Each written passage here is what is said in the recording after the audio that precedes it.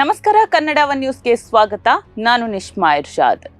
NEET UG 2026ರ ಪರೀಕ್ಷಾ ಅಕ್ರಮದ ಸುತ್ತಲಿನ ವಿವಾದ ಈಗ ದೇಶದಾದ್ಯಂತ ಕಿಚ್ಚು ಹಚ್ಚಿದೆ. ಲಕ್ಷಾಂತರ ವಿದ್ಯಾರ್ಥಿಗಳ ಭವಿಷ್ಯದೊಂದಿಗೆ ಚೆಲ್ಲಾಟ ಆಡಿರುವಂತಹ ಈ ಪ್ರಶ್ನೆ ಪತ್ರಿಕೆ ಸೋರಿಕೆ ಪ್ರಕರಣ ಈಗ ರಾಷ್ಟ್ರೀಯ ಮಟ್ಟದಲ್ಲಿ ಗಂಭೀರವಾದಂತಹ ಒಂದು ಚರ್ಚೆಗೆ ಕಾರಣವಾಗಿದೆ. ಪರೀಕ್ಷಾ ವ್ಯವಸ್ಥೆಯ ಲೋಪದೋಷಗಳ ಬಗ್ಗೆ ಜನಸಾಮಾನ್ಯರಲ್ಲಿ ಆಕ್ರೋಶ ವ್ಯಕ್ತವಾಗ್ತಾ ಇರುವ ಬೆನ್ನಲ್ಲೇ ಈ ಕುರಿತ ತನಿಖೆ ಮಹತ್ವದ ಘಟ್ಟವನ್ನ ತಲುಪಿದೆ. ಪ್ರಕರಣದ ತೀವ್ರತೆಯನ್ನ ಅರಿತು ಮೇ 14ರ ತಡರಾತ್ರಿ ಅಂದ್ರೆ ನಿನ್ನೆ ತಡರಾತ್ರಿ ಶಿಕ್ಷಣ ಸಚಿವ ಧರ್ಮೇಂದ್ರ ಪ್ರಧಾನ್ ಅವರ ನಿವಾಸದಲ್ಲಿ ಒಂದು ತುರ್ತು ಸಭೆಯನ್ನ ಕರೆಯಲಾಗಿತ್ತು. ಈ ಸಭೆಯಲ್ಲಿ ಶಿಕ್ಷಣ ಇಲಾಖೆಯ ಉನ್ನತ ಅಧಿಕಾರಿಗಳು ಹಾಗೂ NTA ಮುಖ್ಯಸ್ಥರು ಪಾಲ್ಗೊಂಡಿದ್ರು. ಪರೀಕ್ಷಾ ಪ್ರಶ್ನೆ ಸೋರಿಕೆ ಏನಿದೆ, ಪ್ರಶ್ನೆ ಪತ್ರಿಕೆ ಸೋರಿಕೆ ಆಗಿತ್ತು. ಈ ವಿಚಾರದ ಬಗ್ಗೆ ಒಂದು ಸುದೀರ್ಘವಾದಂತಹ ಚರ್ಚೆಯನ್ನ ಅಲ್ಲಿ ನಡೆಸಲಾಗಿತ್ತು. NTA ಒಳಗಿನ ಅಧಿಕಾರಿಗಳ ಪಾತ್ರದ ಬಗ್ಗೆ ಕೂಡ ಇಲ್ಲಿ ಗಂಭೀರವಾಗಿ ಪರಿಶೀಲನೆ ನಡೆಸಲಾಯಿತು ಅನ್ನುವಂತಹ ಮಾಹಿತಿ ಸಿಕ್ಕಿದೆ. ವಿದ್ಯಾರ್ಥಿಗಳ ಗೊಂದಲಕ್ಕೆ ತೆರೆ ಎಳೆಯೋದಕ್ಕೆ ಈಗ NTA ಮರುಪರೀಕ್ಷೆಯ ದಿನಾಂಕವನ್ನ ಘೋಷಿಸಿದೆ. ಸರ್ಕಾರದ ಅನುಮೋದನೆಯ ಮೇರೆಗೆ ಜೂನ್ 21, 2026ರಂದು ನೀಟ್ ಯುಜಿ ಮರುಪರೀಕ್ಷೆಯನ್ನ ನಡೆಸೋದಕ್ಕೆ ತೀರ್ಮಾನಿಸಲಾಗಿದೆ.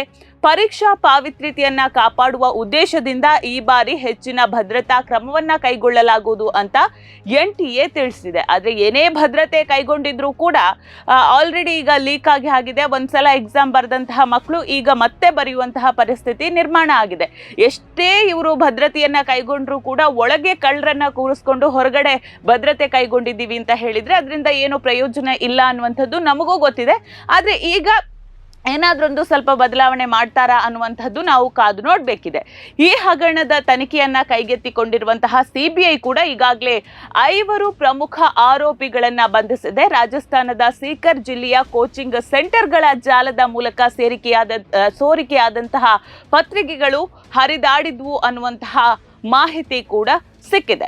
ಪ್ರತಿ ಅಭ್ಯರ್ಥಿಯಿಂದ 2 ರಿಂದ 5 ಲಕ್ಷ ರೂಪಾಯಿಯನ್ನ ವಸೂಲಿ ಮಾಡಿ ಪತ್ರಿಕೆಯನ್ನ ಹಂಚಲಾಗಿದೆ ಅಂತ CBI ನ್ಯಾಯಾಲಯಕ್ಕೆ ವರದಿಯನ್ನ ನೀಡಿದೆ. ನೋಡಿ ಎಷ್ಟೊಂದು ಹಣ ಮಾಡ್ಕೊಂಡಿದ್ದಾರೆ ಅಂತ ಹೇಳಿ. ಪ್ರಶ್ನೆ ಪತ್ರಿಕೆ ಸೋರಿಕೆ ಮಾಡಿ ಮಕ್ಕಳ ಭವಿಷ್ಯದ ಜೊತೆ ಆಟ ಆಡಿ ಇವರ ಜೀವನ ಸೆಟಲ್ ಮಾಡ್ಕೊಳ್ಳೋದಕ್ಕೆ ಹೋಗಿದ್ದಾರೆ. ಲಕ್ಷಾಂತರ ರೂಪಾಯಿ ದುಡ್ಡುಕೊಂಡು, ಇದನ್ನ ದುಡಿಮೆ ಅಂತ ಹೇಳೋದಿಲ್ಲ, ಅಕ್ರಮ ಮಾರ್ಗದ ಮೂಲಕ ಜನರ ಜೀವನವನ್ನ ಹಾಳು ಮಾಡಿ ವಿದ್ಯಾರ್ಥಿಗಳ ಜೀವನದ ಜೊತೆ ಚೆಲ್ಲಾಟ ಆಡಿ ಇವರು ದುಡ್ಡು ಮಾಡಿಕೊಂಡಿರುವಂತಹ ರೀತಿ ಇದು. ಈ ವ್ಯವಸ್ಥೆಯ ವಿರುದ್ಧ ದೆಹಲಿ, ಅಹಮದಾಬಾದ್ ಜೊತೆಗೆ ಪ್ರಮುಖ ನಗರಗಳಲ್ಲಿ ವಿದ್ಯಾರ್ಥಿ ಸಂಘಟನೆಗಳು ಬೀದಿಗೆ ಇಳಿದು ಪ್ರತಿಭಟನೆಯನ್ನ ನಡೆಸ್ತಾ ಇದ್ದಾವೆ. ಈ ಅಕ್ರಮಕ್ಕೆ ಹೊಣೆ ಹೊತ್ತು ಅಧಿಕಾರಿಗಳು ರಾಜೀನಾಮೆ ನೀಡಬೇಕು ಹಾಗೂ NTA ಸಂಸ್ಥೆಯನ್ನ ರದ್ದುಗೊಳಿಸಬೇಕು ಅನ್ನುವಂತಹ ಒತ್ತಾಯ ಈಗ ಜೋರಾಗಿ ಕೇಳಿ ಬರ್ತಾ ಇದೆ. ಈ ನಡುವೆ ಪರೀಕ್ಷಾ ಗೊಂದಲದಿಂದಾಗಿ ಉತ್ತರ ಪ್ರದೇಶದಲ್ಲಿ ವಿದ್ಯಾರ್ಥಿಯೊಬ್ಬ ಆತ್ಮಹತ್ಯೆಯನ್ನ ಕೂಡ ಮಾಡಿಕೊಂಡಿದ್ದಾರೆ. ಇದು ಇಡೀ ದೇಶವನ್ನ ಬೆಚ್ಚಿ ಬೀಳಿಸಿದೆ. ಈ ಹಗರಣವು ಪ್ರಸ್ತುತ ಇರುವ ಪರೀಕ್ಷಾ ಪದ್ಧತಿಯ ಬಗ್ಗೆಯೇ ಸಂಶಯವನ್ನ ಹುಟ್ಟು ಹಾಕ್ತಾ ಇದೆ. ಅಂದ್ರೆ ಪರೀಕ್ಷೆ ಈ ರೀತಿಯಾಗಿ ನಡೀತಾ ಹೋದ್ರೆ ಯಾರಿಗದ್ರ ಮೇಲೆ ನಂಬಿಕೆ ಇರುತ್ತೆ ಹೇಳಿ? ಪ್ರಶ್ನೆ ಪತ್ರಿಕೆ ಅಷ್ಟೊಂದು ಸ್ಟ್ರಿಕ್ಟ್ ಆಗಿ ಮಾಡುವಂತಹ ಒಂದು ಪರೀಕ್ಷೆ ಪತ್ರಿಕೆಯೇ ಸೋರಿಕೆ ಆಗುತ್ತೆ, ಲಕ್ಷಾಂತರ ರೂಪಾಯಿಗೆ ಅದು ಮಾರಾಟ ಆಗುತ್ತೆ, ನಿಮ್ಮ ಕೈಯಲ್ಲಿ PDF ಅಲ್ಲಿ ಸಿಗುತ್ತೆ, ವಾಟ್ಸ್ಆಪ್ ಟೆಲಿಗ್ರಾಮ್ ಅಲ್ಲಿ ಸಿಗುತ್ತೆ ಅಂತ ಹೇಳಿದ್ರೆ ಯಾರು ನಂಬಿಕೆ ಇಟ್ಕೊಳ್ತಾರೆ ಇಂತಹ ಪರೀಕ್ಷೆಯಲ್ಲಿ ಅನ್ನುವಂತಹದ್ದು ಕೂಡ ನಾವು ಗಮನಿಸಬೇಕಾಗುತ್ತೆ. ಒಟ್ಟಾರೆಯಾಗಿ ವಸತಿ ವೈದ್ಯರ ಸಂಘದ ಒಕ್ಕೂಟ ಪೆನ್ ಪೇಪರ್ ಮಾದರಿಯ ಬದಲಿಗೆ ಕಂಪ್ಯೂಟರ್ ಆಧಾರಿತ ಪರೀಕ್ಷೆಗಳನ್ನ ನಡೆಸುವಂತೆ ಪತ್ರವನ್ನ ಬರೆದಿದೆ. ಪಾರದರ್ಶಕತೆ ಕಾಪಾಡೋದಕ್ಕೆ ಪರೀಕ್ಷಾ ಕ್ರಮದಲ್ಲಿ ಕ್ರಾಂತಿಕಾರಿ ಬದಲಾವಣೆಗಳಂತಹ ಅಗತ್ಯ ಇದೆ ಅನ್ನುವಂತಹ ಕೂಗು ಈಗ ಜೋರಾಗಿ ಕೇಳಿ ಬರ್ತಾ ಇದೆ.